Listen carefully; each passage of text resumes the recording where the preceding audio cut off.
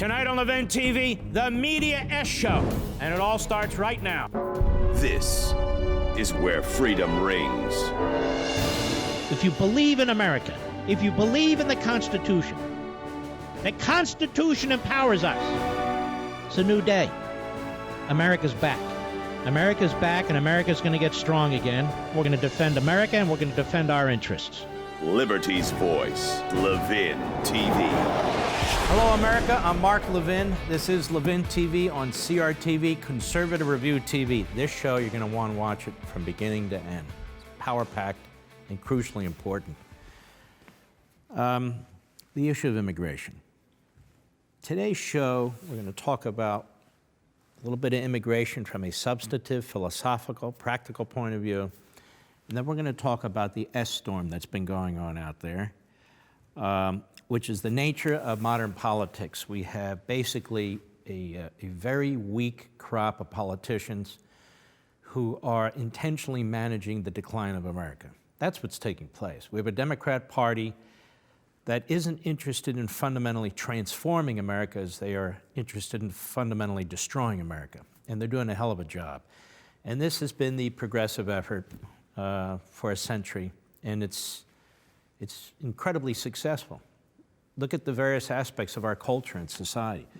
Is there an institution in this society that hasn't been or isn't being devoured by the progressive left? I can't think of one. Football, our school system, media, obviously Hollywood, you name it. And those of us who understand what's taking place, who believe in individual liberty, who believe in the rule of law, who believe in a constitutional republic, who believe in a nation state with borders, who believe in having a military second to none, who believe you back up the local cops, we're in a minority, I believe. We're in a minority, but that's just the way it is. So let's focus on immigration for a moment. I have played on the radio, those of you who listen to my radio show, several times. We found an audio of former Governor Dick Lamm, Democrat liberal of Colorado, from over a decade ago. And he was at an event, and what he said, I thought, having read it first, and then we dug and dug and dug and found it, was exceptional. Exceptional for its courage and exceptional for its prescience. And it's very, very important what he's saying, because he's right. And he's not the only one to have said it. So we're going to take a few minutes. I hope you'll really listen to this.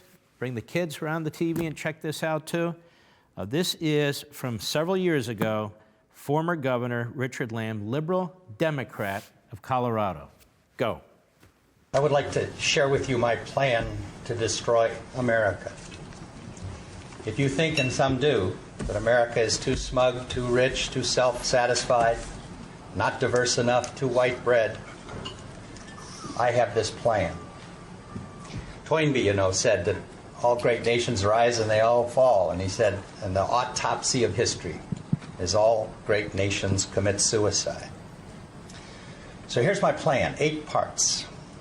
Number 1, I'd make it a bilingual, bicultural country. History shows us that no bilingual, bicultural country lives at peace with itself. There's not one, I believe, that doesn't exist with an incredible amount of tension and conflict, if not civil war. My second part of my plan would be to invent something called multiculturalism. This would be 2 parts. Number 1, I would say that all cultures are created equal. It would make no difference and make it impossible to talk about such things as culture. And the second one is that I would really try very hard to make people continue their cultural identity. I would replace the melting pot with the salad bowl. My third part of my plan would be to make the fastest growing demographic group in that country the least educated. I would add a second underclass to the first underclass, unassimilated, undereducated, antagonistic, and then I'd have 50% of them drop out of school, not graduate from high school. The fourth part of my plan would be to get the big foundations to fund, and big business to fund these efforts with lots of money.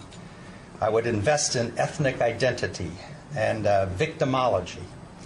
I would get them to think about their lack of success was only the fault of the majority. I would start a grievance industry. The fifth part of my plan is I would develop dual citizenship. I would promise people actually divided loyalties, allow them to vote for both Vicente Fox and George Bush. The sixth part, and this is important, I would place all of these subjects off limits. I would make it taboo to talk about, actually, or criticize this whole thing. I would make it come up with a word like heretic used to be 200 years ago. Let's say we'd call it racist. And I would try to accuse anybody of this that would object to my ideas. My seventh part, then, I would make it impossible to enforce our immigration laws. I would develop a mantra, let's call it this, that because immigration has been good in the past for America, it will continue to be good in the future. My eighth and last part, and it's important, is I would censor this book. This man is dangerous. He's on to my plan. Don't read this book. Well, the plan's in place. That's obvious. That's what's taking place in this country. You know, a gentleman who used to live next door to me was a wonderful gentleman. He passed away a little less than a year and a half ago, and I do miss him. His name is Bill. And when I would walk my dog Barney out there and he'd be walking his dog, we would bump into each other and we would chat about things. And he gave me this book. He said, I want you to read this book. He lent it to me. And I finished reading it. It was very, very important. It's not very long, you can see. And I knocked on his door to give it back to him. He said, no, actually, I want you to keep it. And he passed away shortly thereafter. And he's just a wonderful man. The Disuniting of America, Reflections on a Multicultural Society by Arthur M. Schlesinger, Jr. Does that name ring a bell with anybody? Arthur M. Schlesinger, Jr., the son of Arthur M. Schlesinger. His father was a noted historian, I believe from Harvard, and Jr., no question, was also a noted historian from Harvard, and he was a top advisor to Adlai Stevenson, but even more, to John Kennedy. Ever hear the book Profiles in Courage? Well, one of the people involved in writing that book was Arthur M. Schlesinger, Jr., not the only one, but one of them. And so his liberal credentials are unassailable, or were. He's passed away as well. And I want to read you something from this book that my neighbor gave to me on the Disuniting of America. Pressed too far, the cult of ethnicity has had bad consequences, too. The new ethnic gospel rejects the unifying vision of individuals from all nations melded into a new race. Its underlying philosophy is that America is not a nation of individuals at all, but a nation of groups. That ethnicity is the defining experience for most Americans. That ethnic ties are permanent and indelible, and that division into ethnic communities establishes the basic structure of American society and the basic meaning of American history. Implicit in this philosophy is the classification of all Americans according to ethnic and racial criteria. But while the ethnic interpretation of American history, like the economic interpretation, is valid and illuminating up to a point, it is fatally misleading and wrong, then, when presented as the whole picture. The ethnic interpretation, moreover, reverses the historic theory of America as one people, the theory that has thus far managed to keep American society whole. Instead of a transformative nation with an identity all its own, America in this new light is seen as preservative of diverse alien identities. Instead of a nation composed of individuals making their own unhampered choices, America increasingly sees itself as composed of groups, more or less irreducible in their ethnic character. The multi-ethnic dogma abandons historic purposes, replacing assimilation by fragmentation, integration by separatism. It belittles unum and glorifies pluribus. The historic idea of a unifying American identity is now in peril in many arenas, in our politics, our voluntary organizations, our churches, our language. And in no arena is the rejection of an overriding national identity more crucial than our system of education. The schools and colleges of the Republic train the citizens of the future. Our public schools in particular have been the great instrument of assimilation and the great means of forming an American identity. What students are taught in schools affects the way they will thereafter see and treat other Americans, the way they will thereafter conceive the purposes of the Republic. The debate about the curriculum is a debate about what it means to be an American. The militants of ethnicity now contend that a main objective of public education should be the protection, strengthening, celebration, and perpetuation of ethnic origins and identities. Separatism, however, nourishes prejudices, magnifies differences, and stirs antagonisms. The consequent increase in ethnic and racial conflict lies behind the hullabaloo over multiculturalism and political correctness, over the inequities of the Eurocentric curriculum, he has quotes around these words, and over the notion that history and literature should be taught not as intellectual disciplines, but as therapies whose function is to raise minority self-esteem. Watching ethnic conflict tear one nation after another apart, one cannot look with complacency at proposals to divide the United States into distinct and immutable ethnic and racial communities, each taught to cherish its own apartness from the rest. One wonders, will the center hold, or will the melting pot give way to the Tower of Babel? I don't want to sound apocalyptic about these developments. Education is always in ferment, and a good thing too. Schools and colleges have always been battlegrounds for debates over beliefs, philosophies, and values.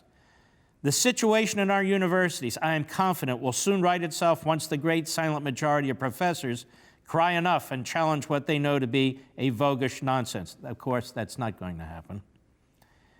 And he writes, and I will conclude with this part, the impact of ethnic and racial pressures on our public schools is more troubling. The bonds of national cohesion are sufficiently fragile already. Public education should aim to strengthen those bonds, not to weaken them. If separatist tendencies go on unchecked, the result can only be the fragmentation, resegregation, and tribalization of American life. This was written several decades ago. I wonder what he would think of Black Lives Matter, or CARE, or what I call all these ethnic front groups that have as their purpose what he talks about, to balkanize and thereby eviscerate what is supposed to be a common American culture. And you're not even allowed to talk about that today. There's another brilliant professor. You really can't categorize Samuel Huntington, the late Samuel Huntington as well, as liberal, conservative, or whatever. But he wrote a book called Who Are We? The Challenges to America's National Identity. This, at the time, really caused a stir, particularly at his university, Harvard, but in other places too. And an absolutely brilliant man. And I'll just read a short passage from his book as well. And I do this not only to expose you to these authors and these books, but so you know, we're not alone in this thinking. This used to be the thinking of the American elite just a few decades ago. It used to be the thinking of the population. So what you see on CNN and MSNBC, and you hear Dick Durbin and Gutierrez and all that, these are really, really radical and destructive views that they're voicing. And yelling, if you notice. They yell more and more and more.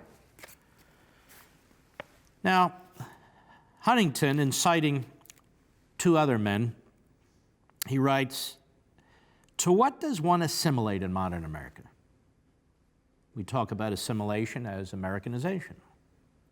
He does. So what are you assimilating to? You notice the title of this book, mine, Rediscovering Americanism. There's a reason that I gave it that title, and the tyranny of progressivism. Because we need to rediscover Americanism to know what we stand for, because it's not being taught, let alone taught to people who come here from other countries. In 1900, the answer was clear. Assimilation meant Americanization.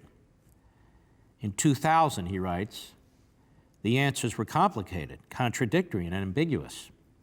Many elite Americans were no longer confident of the virtue of their mainstream culture and instead preached a doctrine of diversity and the equal validity of all cultures in America. You hear this right now, Republican, Democrat media.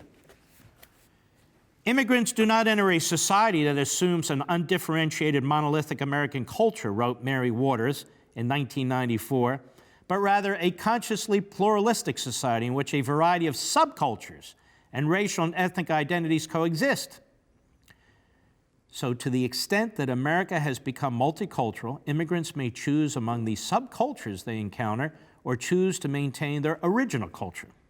They may assimilate into American culture without assimilating the core American culture. Assimilation and Americanization are no longer identical. So in other words, people can come into the country, maybe watch TV, the same TV shows, buy iPhones, maybe get an entitlement, get welfare, whatever. That's sort of assimilation. He's saying that's not assimilating into the American culture. The massive influx of immigrants before World War I led, as we have seen, to immense efforts to Americanize them by governments, business, and charitable organizations. The late 20th century immigration wave generated nothing comparable.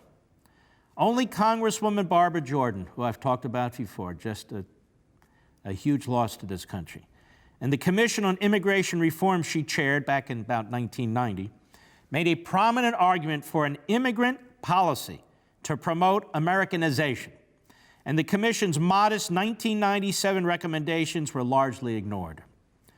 The prevailing atmosphere was entirely different from what it had been at the beginning of the century. First, debates over immigration focused almost entirely on its economic costs and benefits and its fiscal impact on our government. The consequences of immigration without assimilation for American social cohesion and cultural integrity, which were central to earlier discussions, well, were now largely ignored. Second, it often was implicitly assumed that assimilation would occur more or less automatically. Immigrants will become Americans simply because they are in America. Hence, no need exists for major efforts explicitly to promote Americanization. Third has been the belief that Americanization is undesirable. This is a new phenomenon in American intellectual and political history. Quote, a radical program of Americanization would really be un-American. One prominent political theorist, Michael Walzer, has argued, America is no longer singular national destiny. Americanism, another scholar observed, has connotations of racism, sexism, class domination, religious intolerance, and ethnic purity. Today, the sociologist Dennis Wrong concluded in 1989, nobody advocates Americanizing new immigrants as in the bad old ethnocentric past. Almost no political leader, apart from Barbara Jordan at the time, urged programs for the Americanization of America's newest immigrants. And that's what's taking place in this country. So last week, the President of the United States has a meeting, open meeting, with 27 or so Republicans and Democrats from Capitol Hill, most of them amnesty advocates, among them Dick Durbin and so forth. And after the meeting, he's praised. He's praised. Oh, he's pushed off this book on this Michael Wolff guy, and he's shown what a leader he is. And remember, before that, we were hearing in the last 2, 3, 4 weeks, I mean, it's been persistent and consistent, but especially that the president is deranged. He's mentally ill. He's off his rocker. That the 25th Amendment impeachment, we did 2 shows on these and so forth. Now it's switched. Remember all those commentators saying he sort of has pushed off. It was a brilliant act of politics what he did. Pushed off this argument that he's insane or unstable or off balanced or whatever it is because of this wonderful meeting. Remember I said, no. You don't understand the left. That meeting means nothing. They're going to try and destroy this man. So now we've gone from he's mentally ill to he's a racist. And now they're working up, and he had affairs with porn stars. And he was colluding with the Russians. I mean, it's just cuckoo stuff. And it's not ending, and it is constant. So Dick Durbin is in this meeting. Dick Durbin is the number 2 senator in the leadership among the Democrats. And I may have told you this before, and I've said it on radio. The deceased Senator Fred Thompson, who was a wonderful man, he'd been the senator from Tennessee, you may remember him from TV and so forth, was a friend of mine. And he once told me that the most disreputable member of the Senate more than Schumer, more than any of them, was Dick Durbin. He told me absolutely dishonorable. He never kept his word. That's what he said to me. He didn't have to say it to me. So he goes into this meeting with the president with a few other senators, a couple more Democrats, as well as Lindsey Graham and Tom Cotton and Dave Perdue of Georgia. Next thing you know, it's leaked to the newspaper, the Washington Post, without attribution, but I'm sure it was Durbin, because he's the one making the fuss about it, that the president used S-hole to describe a number of countries. Notice he didn't describe people that way. He never said these S-hole people, ever. He said these countries are S-holes. Does anybody deny that there are countries that are loathsome, genocidal, where poverty's through the roof, where they cannot be reformed because of the iron fist of these centralized corrupt governments, where people are starving, where people are victims of crime and so forth? Let's get something straight. Do you know what an immigrant is? An immigrant is somebody who lives here and wants to come over here. Now, if you live here and it's swell, why would you want to come over here? We have millions and millions of people who want to come to our country because it's not an S-hole. Millions and millions of people who want to leave scores of countries because they are S-hole countries. To deny it is to be absurd. And you just heard these brilliant, brilliant men. Every culture is not the same. Every society is not the same. Or we wouldn't have immigration, now would we? And yet we have massive immigration. Massive illegal immigration, massive legal immigration. People lining up to come to America. What do you think refugees are? They're trying to leave Syria. They're trying to leave these S-holes because they're being murdered, raped, gassed, you name it, slaughtered. Those are S-holes. So the president says these things in this meeting, which is supposed to be private. Now, as a lawyer, I can tell you, when you're involved in negotiations in a closed door, you don't expect somebody to go and say, hey, Washington Post, you know what he said? That's just a little footnote, because nobody seems to care. But it just shows you how dishonorable this guy Dick Durbin is. Now, the president didn't call anybody an S-hole. Not a single person, not a single ethnic group.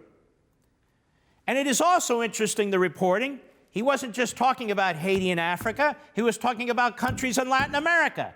It's clear what he's saying is why, and he was talking about these temporary refugee programs. After earthquakes and so forth, people come into the country temporarily, and then they're supposed to go back. And he's saying, why are we keeping these people here from these S-hole countries? So Durbin wants this to be about race. The Democrats want it to be about race. The media want it to be about race. So now it's about race. Last week it was about he's mentally ill, he's unstable, he's deranged, he's going to cause a nuclear war. Today, he's a racist. And before that, he was colluding with the Russians and selling out the country. Do you believe any of this stuff, honest to God? Is this who Donald Trump was before he ran for president? Is this what you believe? Of course not. Now, Dick Durbin said, the president, first of all, denies using that term. As you'll hear later, Tom Cotton, who actually served in Iraq, is a very honorable man. He said, I don't remember him using that term. David Perdue, the senator from Georgia, was in the meeting. He said, I didn't hear him use that term. Cotton says, I was sitting right next to him. Lindsey Graham is, he really won't say anything. So here's Durbin talking to a gaggle of the media. And by the way, I'm going to explain why he's done all this in the first place, but in a minute. Go. As Senator Graham made his presentation, the president interrupted him several times with questions, and in the course of his comment, said things which were hate-filled, vile, and racist. I use those words advisedly. I understand how He doesn't use those words advisedly. They pour off his tongue like he uses them every single day. Go ahead. powerful they are. But I cannot believe that in the history of the White House, in that Oval Office, any president has ever spoken the words that I personally heard. Oh, BS. Lyndon Johnson used the N-word left and right. So did John Kennedy. What is he talking about? What's he talking about? Go ahead. Our president. And by the way, I don't approve of any of this. This The country is in deep trouble, and here we have these Mickey Mouse games going on. This guy is a bad dude, and I'm going to explain what he's up to in a minute. Go ahead. Yesterday, you've seen the comments in the press. I have not read one of them that's inaccurate. To no surprise, the president started tweeting this morning denying that he used those words. It is not true. He said these hate-filled things, and he said them repeatedly. When the question was raised about Haitians, for example, we have a group that have temporary protected status in the United States because they were the victims of crises and disasters and political upheaval. The largest group's El Salvadoran, the second is Honduran, and the third is Haitian. And when I mentioned that fact to him, he said, Haitians, do we need more Haitians? And then he went on when we started to describe the immigration from Africa that was being protected in this bipartisan measure. That's what let's just, by the way, just as a legal matter, if I were a lawyer, this is one guy's portrayal. No notes, no nothing. He's in a private meeting with the president and the others where they're trying to work out the details. Now, why is he so angry about what took place in this meeting? I'm going to get to it. Go ahead. Use these vile and vulgar comments, calling the nations they come from holes. Okay, stop. Calling the nations assholes. Do you know how much money you, the American people, have spent on these countries to try and help them? Do you know what kind of governments these countries have, how corrupt they are, how they rip off the people, how they abuse the people? You go to Haiti, they don't have running water. You go to Haiti, they can't eat, they can't food. They make a lot of the children, particularly the poorest of the poor, as they call them, dirt cookies. What do you call a place like that? Nirvana? Utopia? It's an S-hole. And those poor people have to live. Look at Syria, where you have the dictator, they're gassing their own people. You see, this is the problem. This man doesn't want to have an honest discussion. These are S-hole societies, and they need to be improved in order to improve the living standard of the people. That's why they're trying to come to the United States, and quite frankly, trying to come to other countries too. They're trying to escape a destroyed culture, an uncivil society, to get to one that has a vigorous culture and a civil society. All these countries are not alike. That's the point. And when in our own country, as you've heard from these books, and you know on your own, and you've heard from me, we do not promote assimilation as Americanization. You create balkanization. So you now have ethnic groups at each other's throats, and you have that being exploited by fools like this, by the Democrat Party for votes. And you have the same thing going on with the media. Go ahead. The exact word used by the president. That's enough of this clown. I can only take so much of him. Now, some are saying today, and I agree with them 100%, I even mentioned it to my wife over the weekend, Dick Durbin's not so much concerned about what the president said. Dick Durbin was in that meeting, and he realized that Donald Trump was taking a much tougher stand on DACA than he liked. The people Donald Trump was talking about are people who are supposed to go back home. It is a temporary status. It's an emergency. It's to help people on a given situation. For instance, an earthquake or something of that sort. You take the people in, you try and help them, and they're expected to go home. That's the law under which several 100,000 people were brought here from the countries that Trump is mentioning.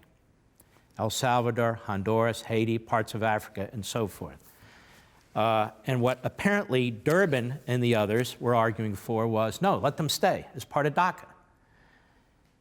And it appears the president took a firm position and said, no, and then he mentioned that these countries are S-holes, these S-hole countries. Well, if they're not S-hole countries, then why are these people coming into our country? Because they are S-hole countries. How many people escape America to go to another country as refugees? None. We have millions of people trying to get in. We don't have people trying to get out. By the way, if you want to get out, you walk across the border and you're out. If you're going to pretend that all cultures are the same, then you're not going to promote Americanization as assimilation, which is the point of these two authors.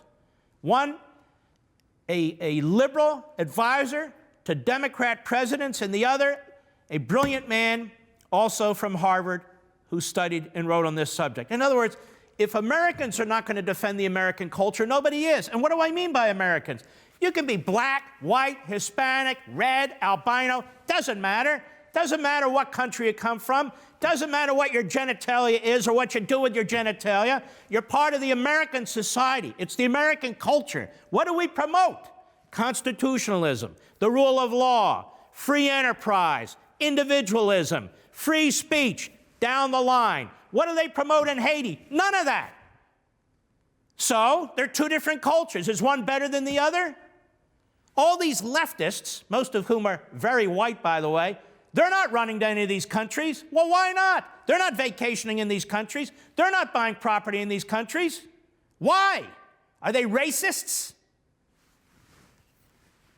Now, Durbin did this to blow up the whole DACA deal. Why? Because Trump wanted a deal. But he wasn't going to be pushed by Lindsey Graham and Durbin and the rest with an outrageous, radical, extreme deal that all of a sudden redefines DACA, hundreds and hundreds of thousands of more people in, and then we have the issue of chain migration. Now, during the course of this, I just can't take him anymore. During the course of this video, he says the phrase chain migration is a racist phrase. Now, we've talked about chain migration. It's been around for half a century, since the 1965 Hart-Celler Act that was pushed by Ted Kennedy and others. Chain migration was invented. If somebody gets into this country, they become a citizen, they can bring in relatives and so forth and so on. That's the first time that ever happened, in 1965 during the Great Society when the Democrats controlled everything.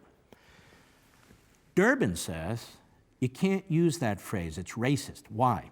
Because it offends black people. Now, why would it offend black people? Because way back when slaves were brought to this country, they were brought to this country in chains. What does that have to do with chain migration? Well, people are brought here in chains. It has nothing to do with slavery, nothing to do with people coming here in chains. Well, now we can't use the phrase chain migration. We can't use the phrase illegal alien. You see, we changed the nomenclature, we changed the language in order to create ambiguity. And those of us who say, wait a minute, we have a rule of law, these things shouldn't happen, now it's, you must be a racist because you're using these terms, illegal alien, you're using these terms, chain migration, you want to send these people back, you want to divide families, you want to do this, you want to do that. Durbin is destroying this country. His party is destroying this country. As we explained not long ago, 20 years ago, Barbara Jordan, the head of the Commission on Immigration. 20 years ago, Bill Clinton spoke out firmly against what was taking place in our immigration in this country. 20 years ago, Harry Reid spoke out very firmly about this. Even longer than that, we had Democrats, Ralph Abernathy. Today is Martin Luther King, the anniversary of Martin Luther King's birthday. Ralph Abernathy was his right-hand man. Went down to the southern border, and with Walter Mondale, among others, to denounce illegal immigration as undermining unions, the farm workers' unions, and others, the pay scales for immigrants who are here legally, as well as American citizens who are here illegally. You're not allowed to discuss it anymore. You're not allowed to discuss what overwhelming legal immigration and illegal immigration does to the black community. You're not allowed to discuss that anymore. Instead, Donald Trump is a racist. So today, Donald Trump is a racist. Yesterday, he was mentally ill. And the day before that, he was colluding with Putin.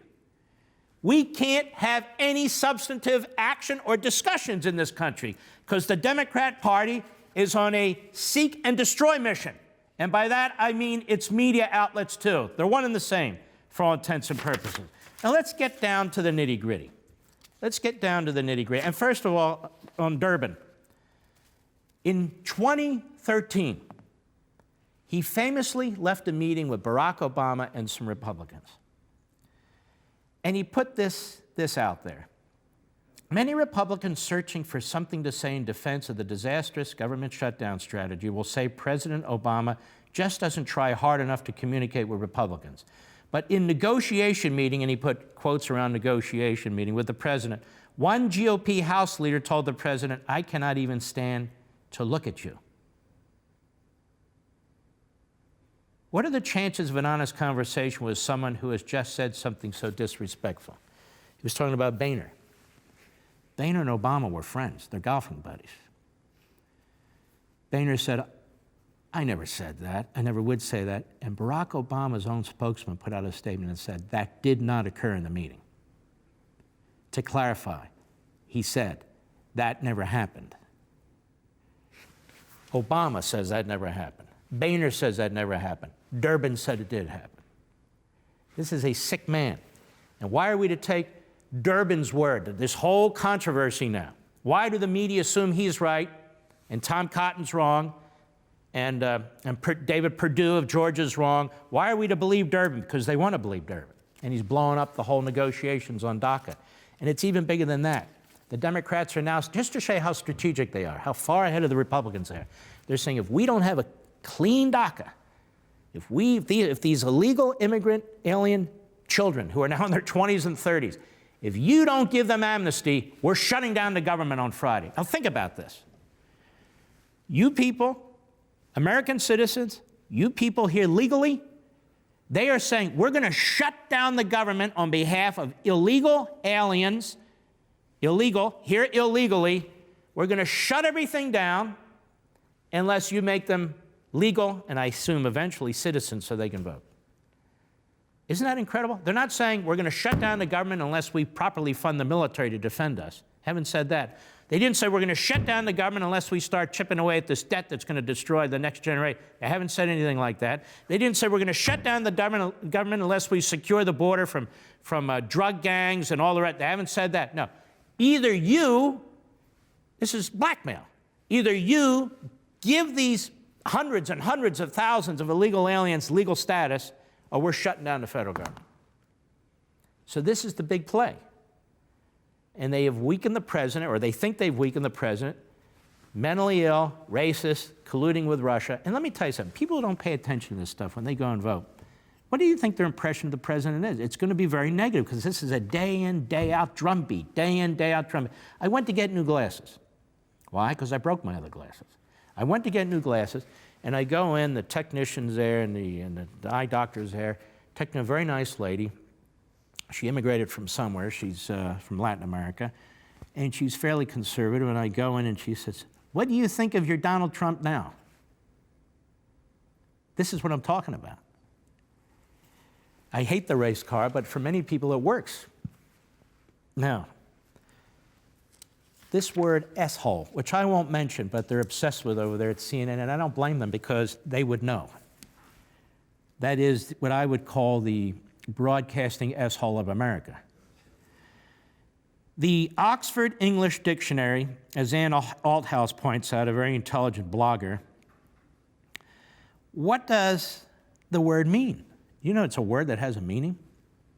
Quote, a wretched place. A dirty or a dilapidated dwelling. B, a remote, downtrodden, or unpleasant city, town, etc., unquote. Pretty accurate, I would say. But none of this matters because they don't give a damn, you know. Now, Senator Perdue and Cotton say Trump didn't say it. Durbin lied. Here's what took place yesterday on Face the Nation, or as I call it, Deface the Nation, on CBS. Go ahead. Senator Durbin has been very clear. Senator Graham has told others that the reports were basically accurate. Are you saying the president did not use the word that has been so widely reported? I'm telling you he did not use that word, George, and I'm telling you it's a gross misrepresentation. How many times do you want me to say that? Senator, your view on this, the use of this word. Yeah, John, I didn't hear that word either. I certainly didn't hear what Senator Durbin has said repeatedly. Senator Durbin let's just stop here. You have two senators, one a veteran, a war hero in Tom Cotton, the other Senator Perdue from Georgia. I didn't even hear what this guy is saying he said. So the country is consumed with this. The media insists that Durbin's right. First he leaks it, in my view, then he goes public with it. How can it be? And the president now is a racist. He's on his heels. He's having to defend himself. He says, I never used that phrase. They say he never used that phrase. Durbin says he did. Lindsey Graham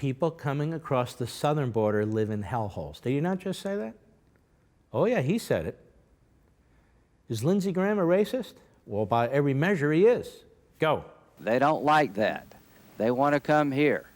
Our problem is we can't have everybody in the world who lives in a hellhole coming to America. Whoa! What does that mean? There must be a lot of hellholes out there. Go ahead.